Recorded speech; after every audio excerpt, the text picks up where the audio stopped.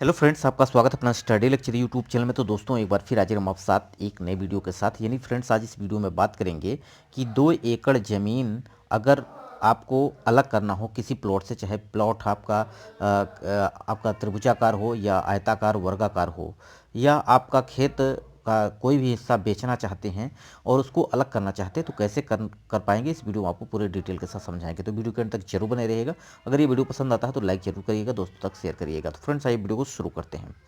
तो देखिए, यहाँ पे समय ना गंवाते हुए आपको ये बताना चाहूँगा कि अगर कोई भी खेत है, जैसे कि आपका अगर वर्गाकार है या आयताकार है, तो इन सब खेतों का अब बंटवारा करना या कोई ज़मीन अलग करना हो तो आप आसानी से कर सकते हैं। लेकिन त्रिभुजाकार हो या आपका समलम चतुर्भुज का हो या विषम चतुर्भुज का हो, तो वहाँ पे आपको कठिन हो जाता है।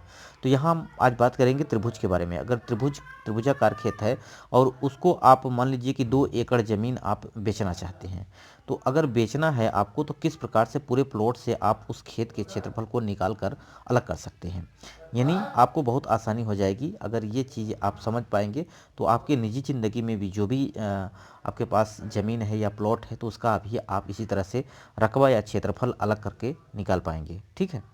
तो सबसे पहले हम बात करेंगे, ये त्रिभुजाकार है। और त्रिभुजाकार भी अब 3 टाइप होते हैं, जैसा कि मैंने आपको ऑलरेडी प्रोवाइड किया है वीडियो इसी सीरीज में, यानी लेखपाल की सीरीज जो है, इसी में मैंने आपको प्रोवाइड किया है कि कोणों के आधार पर 3 प्रकार का होता है, वहीं भुजाओं के आधार पर 3 प्रकार का होता है। तो भुजाओं के आधार पर जो 3 प्रकार का होता है, एक होता है विषम बाहु त्रिभुज, एक होता है समद्विबाहु त्रिभुज, और एक होता है समबाहु त्रिभुज। ठीक है। तो यहाँ पे ये समद्विबाहु त्रिभुज है। समद्विबाहु का मतलब दो भुजाएं आपस में क्या होनी चाहिए, बराबर होनी चाहिए। तो यहाँ पे दिख रहा होगा कि 13 जरीब इधर है और 13 जरीब इधर है, और ये है 10 जरीब। ठीक है। और टोटल इसका हमें 2 एकड़ ज़मीन बेचना है। अब कितना, हम कहाँ से अगर देखा जाए तो 2 भागों में बांटना है, तो ये कितनी लंबाई होनी चाहिए जिससे कि ये 2 ही एकड़ हो। ठीक है। तो सबसे पहले हम इसके क्षेत्रफल की बात करते हैं। अगर क्षेत्रफल की बात करें तो क्षेत्रफल हमने आपको बताया था कि आप कई तरह के से निकाल सकते हैं। हीरोज का फार्मूला होता है, या आप एक समद्विबाहु त्रिभुज का अलग फार्मूला होता है। लेकिन हम जो आज बात करेंगे, ये समद्विबाहु त्रिभुज है, तो सबसे आसान होता है इसका क्षेत्रफल निकालना। क्या होता है? सबसे आसान होता है। सबसे पहले अगर बात करें तो यहाँ पे जो आपको दिख रहा है 13 जरीब है, और ये आपका 13 जरीब, ये 10 जरीब। तो इसका क्षेत्रफल टोटल निकालना है, तो कैसे निकालेंगे?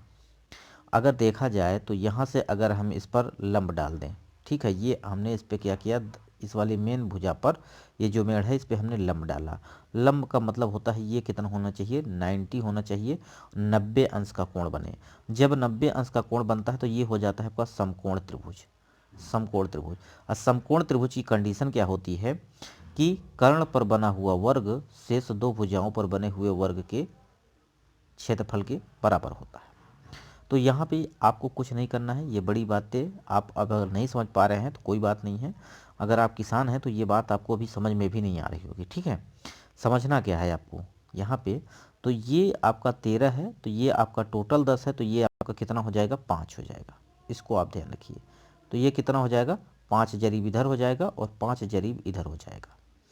तो जब ये 5 है और ये 13 है, तो ये टोटल कितना हो जाएगा, 12 जरीब हो जाएगा। यहाँ से यहाँ तक कितना हो जाएगा, 12 जरीब। ठीक है। अब ये कैसा आया, कैसे आया, थोड़ा सा हम आपको अगर बताना चाहें तो ये आप समझ लीजिएगा कि अगर ये कोई त्रिभुज है और ये भी समकोण त्रिभुज है, तो अगर ये आधार है, ठीक है, ये आधार है और ये है आपका ऊंचाई, ठीक, और ये है कर्ण। ठीक है, इसको लंब भी कह सकते हैं। तो आधार का वर्ग और लंब का वर्ग जो होता है वो कर्ण के वर्ग के बराबर होता है। ठीक है। तो यहाँ पे अगर इसकी लंबाई कितनी है, 13 जरीब है, और इसकी कितनी है, 5 है। तो 13 का वर्ग करेंगे तो कितना हो जाएगा, ये 13 का 13 में गुणा करेंगे तो 169 हो जाएगा। वहीं 25 का करेंगे, यानी 5 पचम 25, तो माइनस करेंगे तो ये कितना हो जाएगा, 144। अब 144 का वर्गमूल लेंगे तो ये 12 आ जाएगा। इस तरह से आपका ये 12 निकल के आ जाएगा। ठीक है। अब ये 12 आपको पता चल चुका है, तो सिंपली इसका क्षेत्रफल निकाल सकते हैं। पूरे प्लॉट का क्षेत्रफल निकल के आ जाएगा। तो पूरे प्लॉट का क्षेत्रफल अगर बात करें, ठीक है, तो पूरे प्लॉट का क्षेत्रफल की अगर बात करते हैं तो ये वैल्यू जो निकल के आएगी, 1/2, आधार कितना है, ये 10 है, ठीक है, और ऊंचाई कितनी है आपकी, ये है आपका 12। ठीक है, क्योंकि त्रिभुज का क्षेत्रफल हमने आपको 3 तरीके से बताया था, हीरो का फार्मूला, और यहाँ पे जो बताया था कि 1/2 आधार गुणित ऊंचाई। तो 2 से काटेंगे तो कितनी बार जाएगा, ये 5 बार, यानी 12 पंचे 60, यानी 60 वर्ग जरीब कुल क्षेत्रफल आ जाएगा आपका। कितना आ जाएगा, 60 वर्ग जरीब। ठीक है फ्रेंड्स, तो ये कुल आपका क्षेत्रफल हो गया 60 वर्ग जरीब। अब आपको इसको बांटना है, जैसे कि 2 एकड़ जमीन निकालना है इसमें से। ठीक है, 2 एकड़ जमीन निकालना है। तो हमने आपको बताया है पिछले ही वीडियो में कि 1 एकड़ में आपका 10 वर्ग जरीब होता है, यानी 1 एकड़ की वैल्यू जो होती है वो आपका बराबर होता है 10 स्क्वायर जरीब के बराबर। ठीक है, ये जरीब क्या होता है, जरीब में अगर आपने नहीं समझा है तो इस पर भी वीडियो बना रखा है प्लेलिस्ट में, आप देख सकते हैं। तो 1 एकड़ का मतलब हो गया 10 वर्ग जरीब। अब यहाँ पे 2 एकड़ ज़मीन है, इसका मतलब क्या हो गया, 10 दूना 20 वर्ग जरीब, 20 वर्ग जरीब कुल क्षेत्रफल। ठीक है, यानी जो भाग हम बेचना चाहते हैं उस भाग को अलग करते हैं तो ये 20 वर्ग जरीब होगा। ठीक है, अब यहाँ पे देखें 20 वर्ग जरीब है, तो हमने एक नियम आपको बताया था जो कि त्रिभुज से संबंधित था। वो नियम क्या था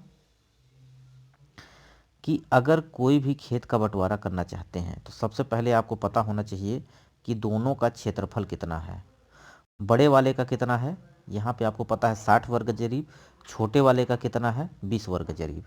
तो हमें ये वाली लंबाई अगर पता चल जाए तो निश्चित रूप से हमें पता चल जाएगा कि कुल जो कि कितने दूरी पर हम इसकी वैल्यू लें कि आपका 2 एकड़ ज़मीन हो जाए।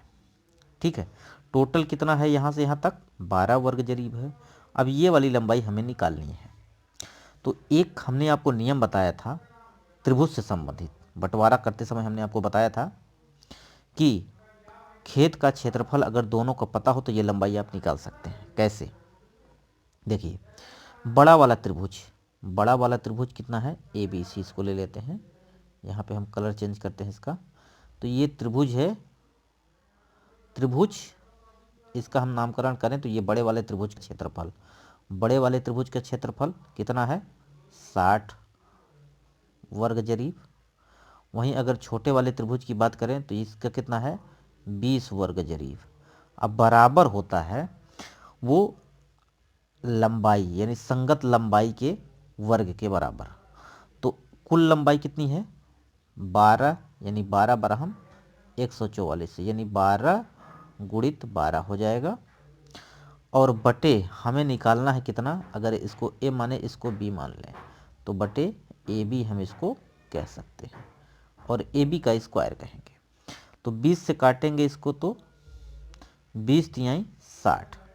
ठीक है, ये 12 12 हम 144, तो यानी AB का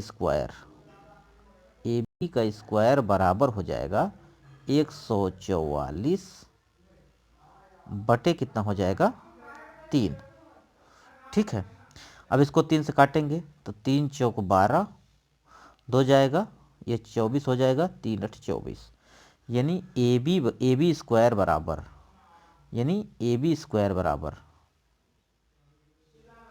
AB स्क्वायर बराबर 48 आ जाएगा। ठीक है, अब हमें AB की वैल्यू निकालनी है तो सिंपल वर्गमूल लेंगे, तो ये कितना निकल के आएगा 6.92, 6.92 जरीब आएगा, जरीब आएगा, कितना आएगा जरीब, यानी 6 जरीब और 92 कड़ी कुल लंबाई हमें नाप कर बंटवारा कर देना है, यानी भाग अलग कर देना है। तो सिंपल में आप समझ गए होंगे कि ये जो कुल खेत का क्षेत्रफल है, ठीक है, यानी यहाँ पे देख लीजिए ये कुल खेत का क्षेत्रफल जो है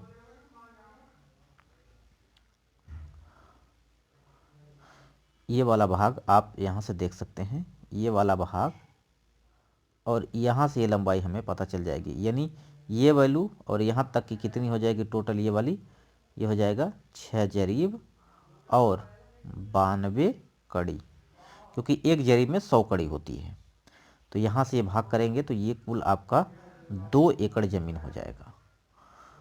तो ये वीडियो आपको कैसा लगा कमेंट बॉक्स में आपको बताना है। इसी प्रकार से आप आयताकार या वर्गाकार का भी निकाल सकते हैं, कोई दिक्कत आपको यहाँ पे होने वाली नहीं है।